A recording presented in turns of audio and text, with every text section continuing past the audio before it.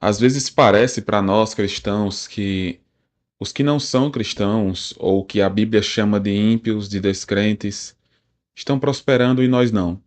Existem salmos na Bíblia que fazem referência a isso.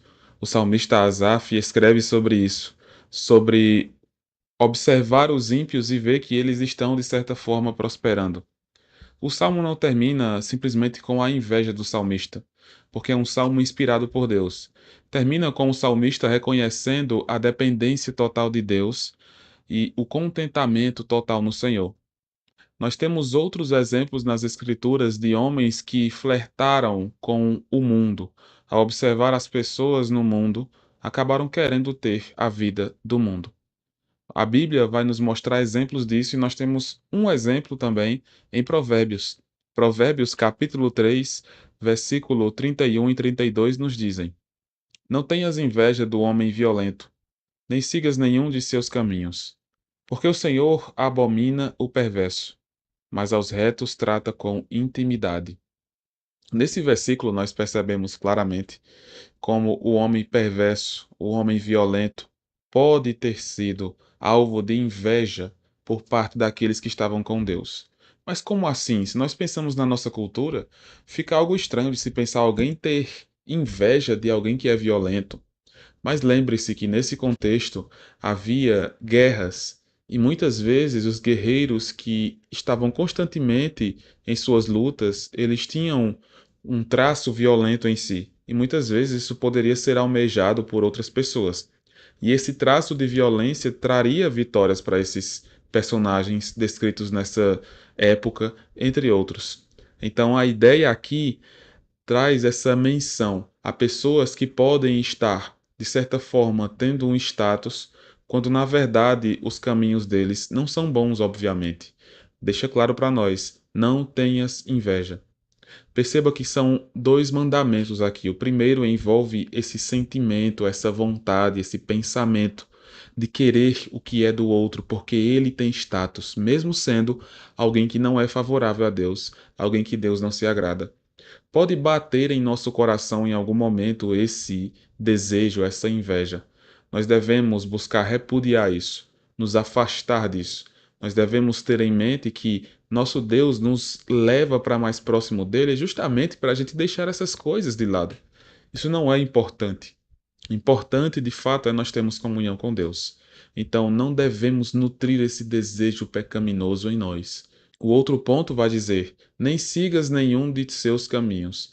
Não apenas não invejar os ímpios, os violentos, os descrentes, mas também não seguir seus caminhos. Nós não podemos nos igualar com o mundo. Nós não podemos estar praticando as coisas que os homens distantes de Deus fazem. E aqui, obviamente, que é práticas pecaminosas que nós estamos fazendo menção. Nós não podemos tratar o que Deus está nos mostrando, como Deus está sendo visível a nós, como se fosse algo qualquer. Nós devemos ter em mente que Deus nos abençoa pelo fato de Ele ser Deus. Não porque nós somos bons, nós somos melhores que os descrentes, nada disso. Mas é por causa dele mesmo.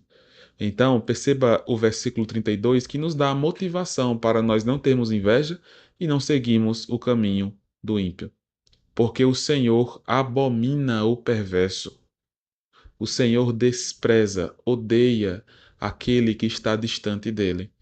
Isso pode parecer duro porque nós muitas vezes enfatizamos muito o amor de Deus. E logicamente a Bíblia deixa claro que Deus faz chover sobre bons e maus. Deus derrama sua providência e, de certa forma, ama a todos, mas ele não ama a todos no mesmo sentido. Aqueles que estão com ele, aqueles que têm o Espírito Santo, estes Deus ama mais. Jesus mesmo disse: Vós sois meus amigos se fizerdes o que eu vos mando. Fala sobre o amor que eles de fato teriam para com Deus se eles obedecessem aos mandamentos. Nós podemos experimentar dessa intimidade que Deus nos dá. E antes, na pecaminosidade, antes, quando estávamos separados de Deus, nós estávamos nessa mesma situação descrita aqui, abomináveis diante do Senhor. O Senhor odeia o perverso. Em Romanos 1,18 deixa claro isso para nós. A ira de Deus se revela do céu contra toda a impiedade e perversão dos homens que detêm a verdade pela injustiça. Nós devemos ter em mente que nosso Deus espera que nós o sirvamos, o amemos cada vez mais. E a segunda parte do versículo 32 nos diz: Mas aos retos trata com intimidade. Deus odeia aqueles que estão em rebeldia contra ele, mas ele trata com graça, trata com intimidade aqueles que são retos, são justos. Mas não justos segundo seus próprios meios, suas próprias formas de alcançar essa justiça, mas justos de fato, porque Deus nos torna justos. Justificados, pois, mediante a fé temos paz para com Deus.